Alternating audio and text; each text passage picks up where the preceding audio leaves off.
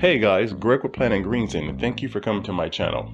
Now, I have a question for you. What is optimism? Optimism is hopefulness and confidence about the future or the successful outcome of something. Did you know that you can use this tool to create the life that you want and have always wanted? Well, in today's video, what we're going to talk about is how to use optimism for success. So stay tuned. But before we jump into that, if you guys have never been to this channel, what I really love to do is just inspire the world mentally, physically, spiritually, financially, and socially. Because I truly believe that if we all had a holistic balance of each one of these areas on earth, we would live in abundance and we would eliminate hunger, famine, slavery, war, disease, poverty, have more health, wealth, and again, abundance together as one human unit on this entire planet. So if you guys believe in similar messages, do me a favor, subscribe to the channel, hit that bell notification so you are notified when new videos are released, comment below and let me know your thoughts on these different topics that we cover, and last but not least, share these out with people in your community who needs to hear these messages, okay? So let's dive into it. So, did you know that optimism is one of the hardest skills to learn due to our paradigms and societal programming? It's very true because we are all, well, not say we are all, but most of us, or a majority of us, are all programmed to actually not live by optimism. It's more of, oh, well, you don't want to think positive about the future. That's stupid. You know, I've already tried that. It doesn't work. You need to be realistic and just go accept the world and just go get a job and just go get a degree and work for somebody else or something like that. So again, our societal programs with our cultures, our families, our neighborhoods, or anything that we grew up in since we're infants to adulthood, it's affecting our paradigms and social programming, because when it comes to optimism, a lot of people don't have it or think it's not real, or they choose to think negatively versus positively and hope for the best. So that's one reason why a lot of people don't have it. But again, you can reverse that, where you just, when you have a negative thought in your mind, it does take work and practice, but you can just reverse that to a positive thought. So just keep that in mind. Also, most people, when faced with obstacles in their life, use negative self-talk. I can't do this. I'm not skinny enough. I'm not pretty enough. I'm not worthy enough. I'm not rich enough.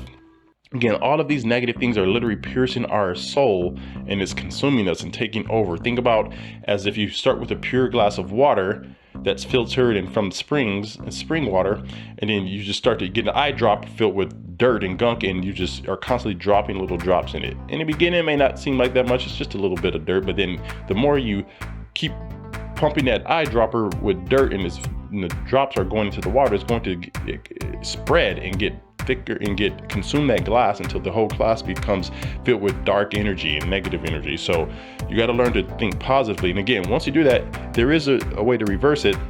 You start to just think positively. And again, when you think positive, it's like actually taking that dirty water and actually putting it under a sink and actually have it get filled with pure water. So as the time goes on, it will keep getting cleaner and cleaner and cleaner. The gunk will come up, but it does take time, just like our paradigms and washing our brains of all the gunk. So again, you do want to get brainwashed, not in a crazy cult way, but in a way to where it'll help you live a better life. So just think about that. Another thing is, it's important to know that the grass is greener on the other side. You just need to keep fighting for it, because again, most people will say, well, the grass is not always greener on the other side. It actually is, because if you think, your thoughts become reality. Like you've heard before, Henry Ford said, whether you think you can or you think you can't, you're right. So if you think the grass is not greener on the other side, then you're right. You're going to attract things in your life that will make that a reality. But if you think the grass is greener on the other side and you know it is and you believe it with all your core and your paradigm in your heart, then you will attract that in your life and the grass is greener. So I just want you guys to think about that. Is the glass half full or half empty?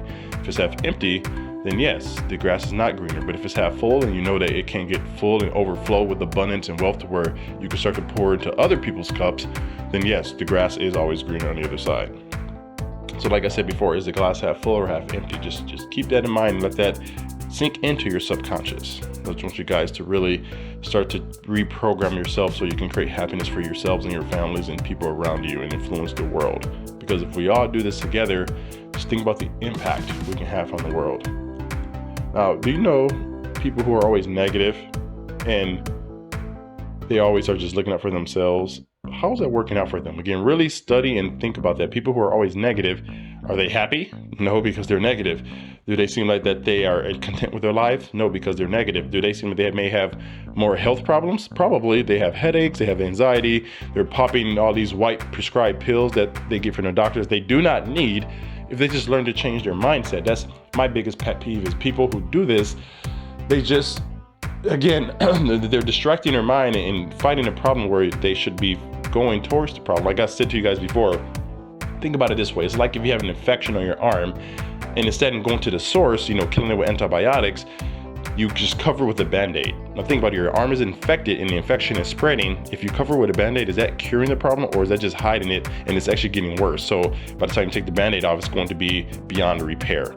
So think about that, guys. Most people just put Band-Aids on their infections versus going to the source, killing the bacteria and infections so your arm can properly heal and restore back to normal, perfect health.